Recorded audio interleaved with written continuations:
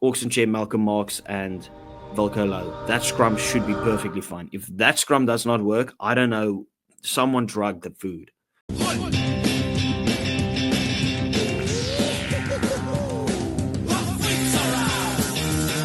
Welcome back to Surface Unscripted. Frosty, my man, we've got our official first test match for the Springboks of 2025. So we're going to chat about that one. South Africa taking on the Italians.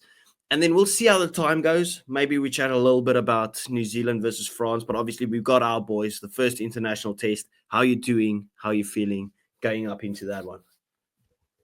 Yeah, feeling good.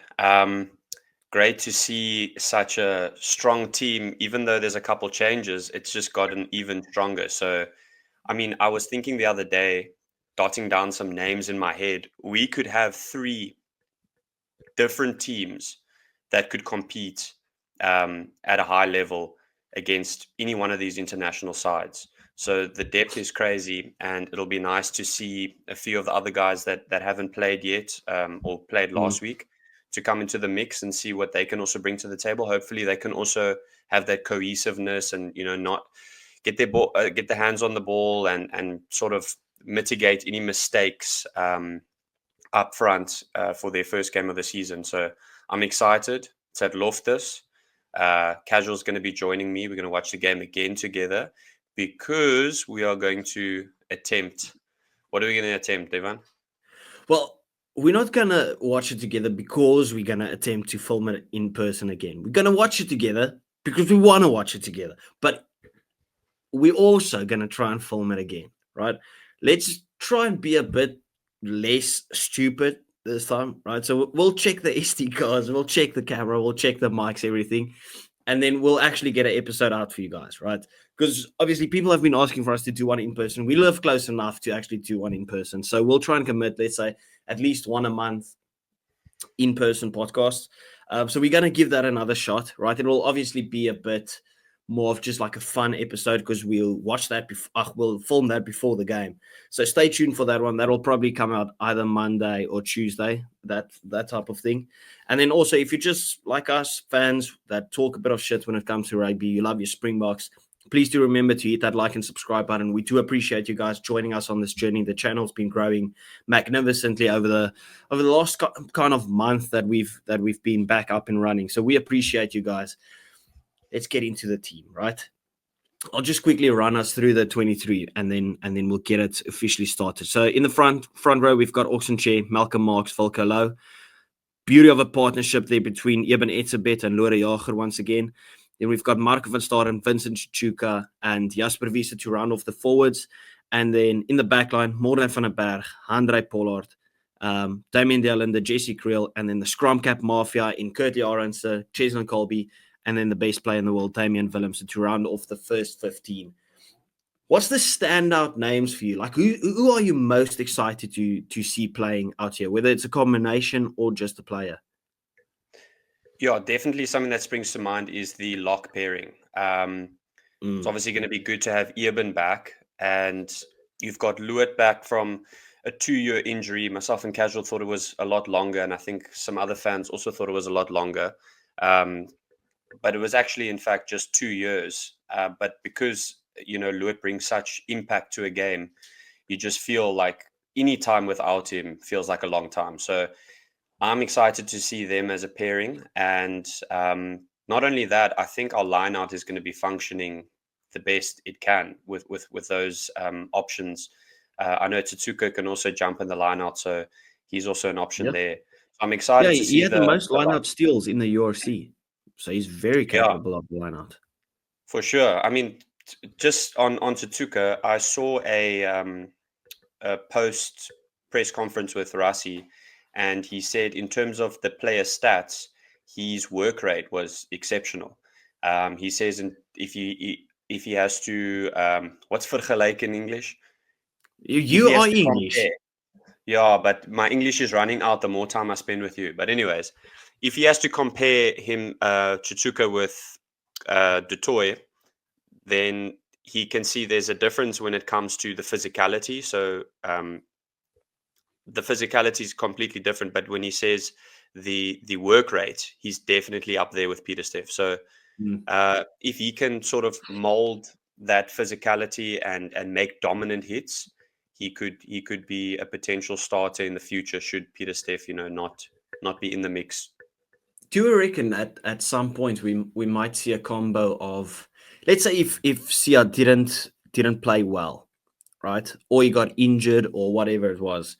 Do you reckon there's a world where we go Vincent Chichuka and Peter Steff as your 6-7 combo, and then a Jasper Wiese at 8? Because I still feel like Vincent Chichuka plays the role of Peter Steff very well, but I think you can still operate with both of them there. Well, I would pose the question to you: if that were to happen, what do you think Tatsuka provides to the team that Sia Kolisi might not in that 6 jersey? Besides, playing that 7 role in 6, what do you think he brings in terms of variety that maybe Sia doesn't? Well, I mean, it's two totally different players. I think Sia's definitely a better carrier of the ball than Vincent Chichuka, in my opinion. I think Sia's carries are very, very dominant. Obviously, the leadership, that's a massive part. Like, even though we can all say it, like, in terms of talent and those type of things, Sia isn't necessarily the best in the world. He's world class, right? Don't get me wrong. He's world class. But the leadership and the aura and the calmness that he brings in terms of leadership, you can't really replace that. Like, Sia feels unreplaceable. We've seen it when we thought, okay, we might have a stronger team without Sia. He comes back after his ACL injury or his meniscus or whatever it was in his knee, comes back from there, plays against Wales, and immediately you see the switch. We went from, before the 2023 World Cup, people were talking about France, Ireland, New Zealand, right? And then people gave us a slight opportunity. Then we played against Wales. We played against the All Blacks. Both Sia played both those games. And all of a sudden, you're like, well, South Africa's the favourites. Look at what they just did to the All Blacks, right? So that's the impact that Sia brings onto the pitch. You can see everyone respects him. He's a brilliant player, right? So in terms of just the playing style, I think Sia's the better carrier. But in my opinion, I think Vincent does the dirty work a bit more. But you don't need that from Sia when you have a Peter Steff to toy. So that could be the discussion where it's like a Adi Savaya and Wallace Atiti, where it's like you don't want these guys to get in the way of each other. You just want them both to operate. I'm just wondering, can they both operate together? I wouldn't mind seeing that combo because I don't think there's too much of a difference really between that 6 and 7. Like, it's not really that big of a shift for me. I mean, if Tatsuka does well this weekend, I can see a place for him in a bomb squad. And the reason being, we know Sia, he would play about 50 to 60 minutes. Peter Steff would stay on, and then the entire bomb squad would come on. Now you've got a guy like Peter Steff, an absolute workhorse, and then you've got a Tatsuka coming on that replicates a little bit of that work rate that you see in Peter Steff, just based off of his stats. So that would be interesting, and I think that's something that they probably will do if Tatsuka, keeps on improving and progressing and doing what he's good at. So yeah, I could see him coming off the bench and providing that question impact. then for you, because if you look at the bomb squad, because I haven't gone through the bomb squad, right? The guys on the bench: Bonge Manami, Jan-Hendrik Wessels, Vincent Koch, R.G. Snyman, Franco Monster, Kwagga Smith, Faf de Klerk, and Willie Leroux. Let's say it's a 6-2 split. If Peter Steff comes back and Vincent loses his spot out of the first 15, which is most likely, right? Peter Steff is the best player in the world. He's the current reigning world player of the year. So he's obviously got that 7 jersey. Who do you take out of that bomb squad for Vincent Chichuka? Because Franco Mostert, as well as Vincent, covers both. But it would be so harsh to drop Franco Mostert, who's been world class. Like, I know we miss Loer Jager, but not to the extent where it's like we need Loer back immediately. Because Franco Mostert has been doing the job in that 5 jersey sensationally. I thought he's been one of the most underrated players in world rugby with the way that he's playing. Because I'm not taking out Kwagga. First name on the team sheet, even though he goes straight to the bench. Not taking out R.G. Snyman. So it's a shootout then between Franco Mostert and Vincent Chichuka, unless you drop Loer Jager again, which you can't do if he plays very well this game again, because then Franco has to be on the bench. Because otherwise you can just start Eben and Franco and then maybe have a Chichuka on the bench that can take up both of those roles. who do you reckon drops out if you maybe see a spot for him on the bomb squad? It's just hypotheticals, obviously. Yeah, for sure. I mean, recency bias, I would give the nod to Tatsuka, but based off of, longevity, experience, and what he's done for the Boks, it would it would be harsh to drop Sos. So, I mean, at this stage, it's a tough one. Maybe it depends on what type of game you want to play and who your opposition is. So, Mm. if you want two, hardworking players on the field at the same time in Peter Toy and Tatsuka coming off the bench, that would mean that you're playing a high tempo game where you got to go balls to the wall, make your tackles, make sure it's dominant, and you just got to have people all over the show. And that's not me saying that Franco can't bring that to the party. I just think at this stage Tatsuka's probably reaching his prime now. He knows what he needs to do to keep improving and sort of cement his spot. So I could see a world where he takes that place in the bomb squad. Do I think it'll happen? Probably not. Okay, fair enough. Obviously, another guy that we're very excited to see, Damian Willemse. He looks massive. You sent me a Instagram reel or Instagram photo yesterday of the guy. I was like, holy shit, that is some beefy guy out there. Like the amount of size that he's put on. You've mentioned it before. He's got a following that Damien Dialinda. He's on that diet, right? Because he looks absolutely massive. And obviously, as you know, I truly love Damian Williams. I think he's a sensational player, true generational talent. Very excited to see him back in that 15 jersey. Do you reckon he needs a massive game with all the competition that's going up for him? Because it's kind of that bad luck situation where it's like he got the nod as like the full-fledged 15, but then got a massive injury. And we've seen this multiple times where the replacement plays out of his skin.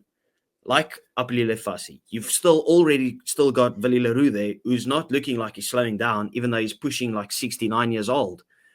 And now Damian Willemse also has to fight for that jersey. What's your thoughts on that? You thinking he needs to have a big one? Yeah, for sure. I mean, with a guy like Fassi playing the way he is, Damien's going to have to work really hard to try and, become that first choice again. I think at the moment now, Rassi's probably siding with Fassi the way he's played, especially last year as well. We must remember Damien hasn't played since the World Cup final. So it's been a long time out of a Bok jersey. I saw him speaking with Rassi as well in the post press conference, or sorry, not the post, just the press conference leading up to this weekend. And he said he is nervous. Like he hasn't played in a while. He's had multiple injuries, and now he's coming back to join a Springbok team that's literally on fire. So he's going to have a lot of pressure on his back, but as well as I know him from being at school with him, he is a confidence player. So if he can, pick up the energy from the players around him, I mean, he's got a stellar backline that he can work with on the weekend. If he can pick up that energy and just like get into the game as quickly as possible, make a few good tackles, get a few steps in there, like we know him, a couple good carries and aerial catches. We can see that confidence coming in, and hopefully he can thrive. And we like to see, we always say it's a gift and a curse when we've got multiple positions with multiple people that can play them at a high level. It's a gift because we've got many options, but it's also a curse because then we're going to have to drop someone for someone else. So it's going to build this sort of competitive environment, which I think is good. And I think it's just going to sort of either it's going to elevate his game, or they're just going to side with Fassi and let him sort of get into the swing of things because he hasn't played a lot. We know international rugby and franchise rugby is totally different to each other. But Damien's had a couple of injuries, then comes back, then he had another injury, right? But every time he's played brilliantly. Like, it's just unfortunate that he obviously got the red card and got suspended and stuff. But at least he's been in training, he's been fit, right? It's not coming back from another injury. After the groin injury, he came back, played against the Ospreys. He played a sensational game against the Ospreys, which was like the only Stormers player that actually pitched up to play that game, and we still lost that game. He played very well against Glasgow, scored a try, and then got injured again. Not the groin. He came back from the finger injury, and then he got the groin injury against Glasgow Warriors. Then he was obviously out for a while again. When he came back, he played brilliantly in that 12 jersey outside of Sasha Feinberg and Gomazulu. So he has been playing well every time he's touched the ball or touched the field, which is at least good. It's not this thing where he's come back and we're like, we don't know. We just don't know. Where, on the other hand, we're talking about a player that's coming back from injury, where it's a bit shaky, but we don't have the depth necessarily there at the moment because of all the other guys that are injured in Jasper Wiese. He needs to put out a massive performance as well. And I really hope it's not one of those performances where it's like, I've just come back from being out for months. I'll just kind of cruise along. I want a statement from Jasper, because now everyone's been calling for Cameron Ankom. We've seen Sia playing at 8. People have been calling for Evan Roos. He still needs to get his shot as well.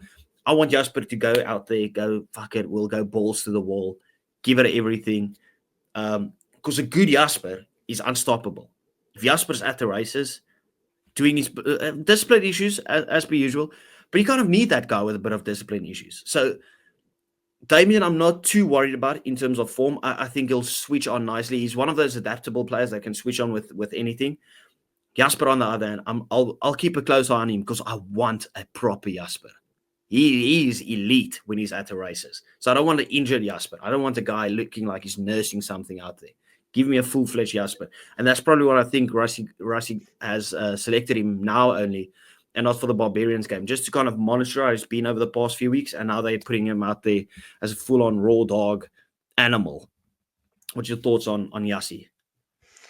Yeah, Jasper, I was looking at a stat there, I think it was today actually, of the weight of our forward pack for the weekend.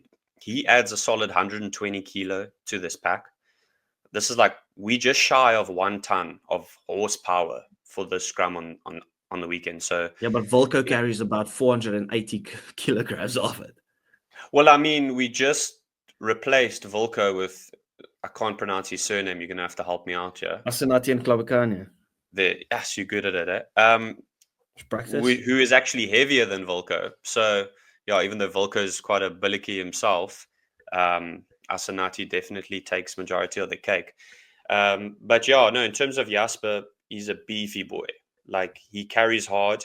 He's the closest thing that you're probably going to get to a Dwayne Vermeulen in terms of carries from any of the 8s that we have. But there's going to be pressure on him as well, because we do have 8s. They're just, not available. You got Jean-Luc Dupree that I think his wife is giving birth, so he's not going to, he can't be there this week. Correct me if I'm wrong. Would he have had to sit out this game anyway because of the concussion protocol? If you get a concussion and you fail the HIA, do you have to sit out a week, or am I just making this up? It's dependent on the severity. So a lot of the time in a professional setup, what they'll do is they'll monitor them on a Monday and Tuesday. So on a Monday, you normally have like video analysis and stuff like that. They'll monitor him. And then based off of the testing that they do, they'll say whether or not, the severity of it, can he still play or should he sit out for a week? So, I mean, I'm not too sure how bad it was. Rassi did, in the comments he made, alluded to the fact that he could have been part of the setup, but he is on family duty because his wife's giving birth. So who knows? If John looks back next week, you just know Evan Roos is never getting a game. Or if Jasper plays well, they'll probably want to give him a run of games and then say, okay, well, we're playing Jasper for Italy and then Italy again. And then, Jean-Luc, you only played 40 minutes against the Barbars. There you go again. Evan who? That's probably the way that is going to go. Bro, I feel for Evan. Like, I desperately just want him to get a couple of games. And now it's already, that's going to be 2 games without him. So he maybe gets 2 opportunities, but you highly doubt it if Jasper looks at the races. Just a final thing before we actually move on to what we want to see in this game. I'm really excited for this combination, just to see how it works. But it's more towards one guy specifically. Morne van der Berg, I want another good performance from him. Struggled in his debut against Australia, but he looked very calm, cool, and collected against the Barbars. But now he hasn't got that fluent 10 that wants that ball quickly necessarily. He's got Andre Pollard.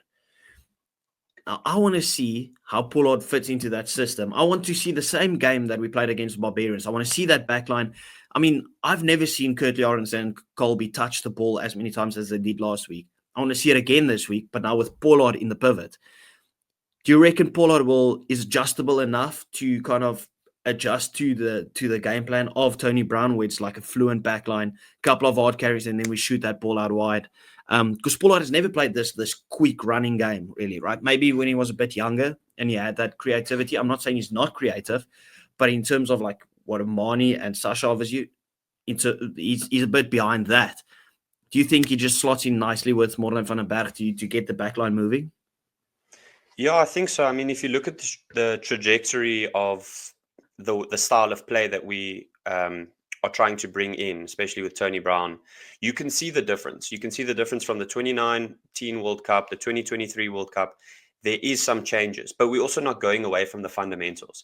And, to this day, Pollard is still the best 10 in terms of fundamentals. The kicking game, sorting out the By a structures. mile, actually, yeah. Yeah, so I definitely think he can fit that mold, especially with the players around him. If you've got Damien coming in at that 10 as well every now and then, bringing a bit of spice, you've got the scrum cap mafias on the wings, you've got a solid center partnership. So if there's any pressure on him, you can give it to Dialindi, give it to Creel, they can carry hard. So I think he can fit that mold. But what I'd like to see from the get-go, maybe the first 20, 30 minutes, him just getting into the game, doing the things that he does well. And that's just playing a structured game. And then as soon as we start getting some front foot dominance, whether that be in the scrum or dominant ruck speed, then I'd like to see him, swinging the ball and being creative. Yeah, I want to see Andre Pollard attacking the game line. I spoke about this last season against the All Blacks, and he did pick up his attacking game. It felt like we were watching a bit of the old Andre, and I loved it. Right? He played absolutely brilliant against the All Blacks. How many do you reckon he plays the full game? Do you think he plays the full 80? Because Rassie has spoke about it that Damien is cover at that 10 jersey, in the 10 jersey. Do you reckon that Damien is a straight switch for Villy? Or do you reckon we'll see a bit of Damien at 10 at some point? Well, we spoke about the fullback dilemma that we have. And I think what's in Damien's favor is the fact that Rassie can play 6-2 with Damien in the team because he can obviously cover multiple positions. So that's in Damien's favor. When it comes to like Polly, I don't know if he's going to play the entire game. I think that comes down to the scoreline as well. But what I would predict is that he would play about 60 minutes. They'll bring Damien into the fly-off position, give him a run there as well to see is he still going to be able to function at 10 for us to do the 6-2. And then they're going to bring Villy on to get his 99th cap. That's how I see it going. But that's all dependent on the scoreline and obviously if there is, touch wood, no injuries. Imagine the situation where Villy comes on, but he replaces Damian Dialenda. And we see Andre Pollard at 10, Damian Willemse at 12, and Villy at 15. Because you've mentioned it before. Like, obviously, Damian Dialenda is irreplaceable. But maybe for something like in the future, because this is obviously Dialenda's last World Cup, could we potentially see a Damian Willemse at 12 for the Springboks? If we want to go with the route of, let's say, Fassi is the fixed 15 for the future, but we need a Damian Willemse there as well. Obviously plays there for the Stormers. Could we potentially see that, or is that a bit of a stretch? It feels like a bit of a stretch, but yeah. No, I think that's definitely on the cards. I mean, should anything happen to Damien, God forbid nothing, and he stays injury free. Obviously, we've got Under Estes in the wings. We know that he can play flank now as well. But having Damien also, trial out a little bit in that 12 jersey, he's picked up size, like we've said. I think that would be good. So I don't see that being, something that couldn't be a possibility. Maybe Rassie feels he would like to give Pollard a couple more minutes in that 10 jersey, and then he just puts Damien in there for Damien. Yeah, it's just some food for thought, right? So going into the Italian game, what is that we want to achieve in this game? Yeah, so first of all, set piece. Like I said before, I think it's our best line-out team. Obviously, I mean, if you had a guy in there like Franco Mostert as well, instead of Eskom, then you've got even more options. But based off just the lock pairing and then Malcolm Marx with his excellent hooker throws, I think it's our best line-out team. So I want to see our line out thriving. They're going to be a lot more competitive. It's going to be a lot more competitive in the lineouts just because the Barbarians, they don't have time to practice, line out defense and stuff like that. So even though we did well last week, it's going to be a different story this week. And then when it comes to the scrum, I want to see dominance. Volko low, I want to see what you did with the Bulls. I don't want to see what you did against the Sharks. So let's just get that right. Now you want to see what he Sorry, did I want against, to see what you did with the Sharks, not against Leinster. not against Leinster. So yeah, just some dominance in set piece, and then I want to see a flowing game, similar to what the backline did last week. Yeah, I'll echo your thoughts on the backline, or well, the attacking game, because I don't want to reference the attack to the backline, right? Because our forwards still did a crazy amount of yards in that game, but obviously the Barbers had a week together. It's the world's most pub team. No real defensive structure. Where the Italian team, yes, it's not the strongest squad necessarily, but they've still got the chemistry. They've still been coached by the same guy for the past 2-3 years now. So I want to see how the attack flows against the team that is a bit more structured, that has a bit more of a structured rush defense. How do we deal under a couple of guys that shoot out under pressure? Are we able to get that ball still wide and open up the gaps for the likes of a Jesse? Because Jesse loves an open bit of space in front of him. He thrives under that. And then the same goes for the wings, obviously. Do we still have enough to get it over there? Or if Paulie gets a bit rushed, does he have enough in it to get the dink over? Does the backline know how to read that? So I'm looking at this attack a lot. Like we've been able to trust. It's the perk that we have as the Sapphires, where we can trust the defense to hold up. We've seen it a million times. We know we are defensively good, but the attack, I'm not worried about it. But it's going to be interesting to see. I don't want to have these games against the Barbars, which is a one-off. And the same goes, let's say if we back it up now against Italy, let's not go to Australia, or well, play against Australia and go to New Zealand and then just revert back to the physical game. And then the other thing that I'm desperate for in this game, because we've always lacked this, is a couple of fetches at the breakdown. Vincent Chichuka does it very well. Malcolm Marks is sensational, obviously, at it. That's Eskom's job. I want to see turnovers, guys going for that ball in the breakdown. That's the two things that I'm really looking forward to in this game. Obviously with the set pieces, but that's what I'll probably be focused on. What's your thoughts on that one? But for me, just like lastly, I would say the variety in kicking, but not just from our known kickers. I'm talking. I want to see Damien Dialindi put another grabber through. I mean, we don't see that from him. We saw in the World Cup how Jesse Kriel did it against France for Colby to score. I like to see that innovation. It catches defenses by surprise, especially when players are known to just be like, run it up, run it straight. So bit of variety from that.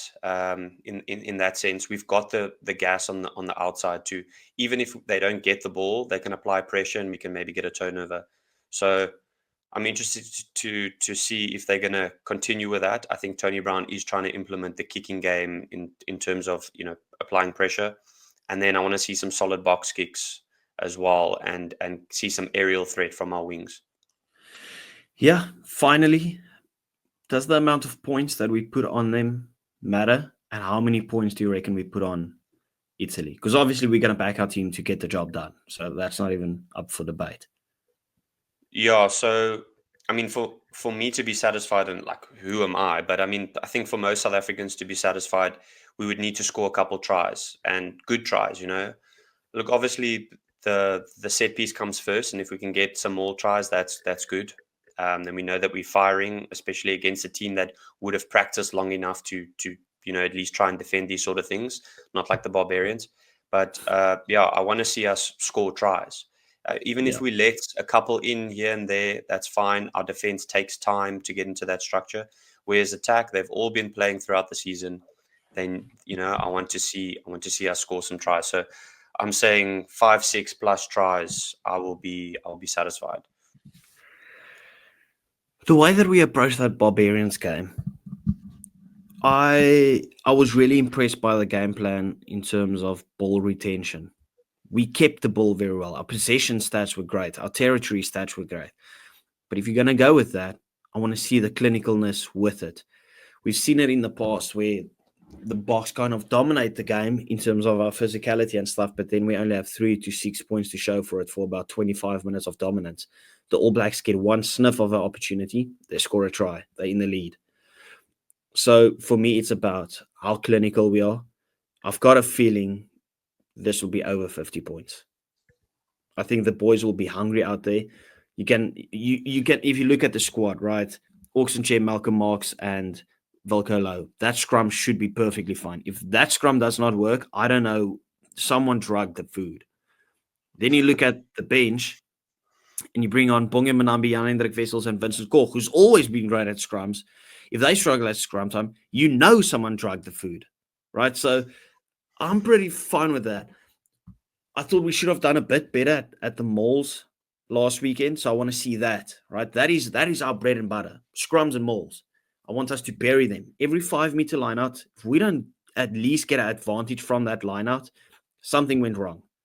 Then obviously the back line. So I'm thinking we have to put 50 points on them, and I don't want to concede more than 2 tries because there can obviously be an interception or something against the run of play, just like the Barbars did. But if you're going to go with ball retention, you're going to defend a lot less. Don't be slack in defense then.